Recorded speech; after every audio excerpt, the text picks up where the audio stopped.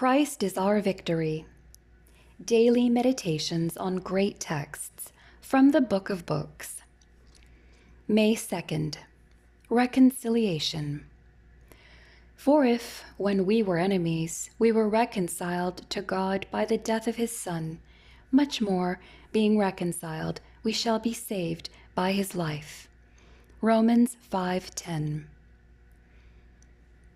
When misunderstandings occur between two parties, it is the duty of the offender to take the first steps toward reconciliation. Paul tells us that while we were enemies, God made the first move to restore harmony.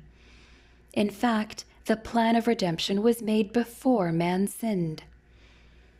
God announced to Adam and Eve before they were banished from the garden that Christ had offered to die as their substitute so that communion might be restored between them and their Maker.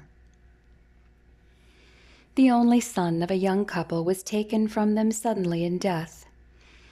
At first they shared their grief, but as time went on, they began to seek comfort elsewhere and became estranged from each other and parted company.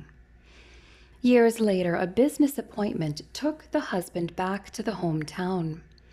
After completing his business, he bought flowers at a florist's shop and took a taxi to the sacred spot where the little boy was buried. To the father's surprise, he noticed a woman at the little plot and recognized her as the child's mother.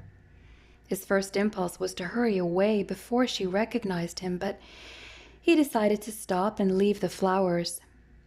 As the man and woman met at the sight of their common sorrow, their hearts were melted. They embraced each other as they wept over the grave of their boy. Through sin, man became estranged from his Creator, but God had already provided a means of reconciliation. Through the death of Christ, heaven and earth are united once more. Let us not pull ourselves away from God, but let us enter fully into the love relationship offered by Christ.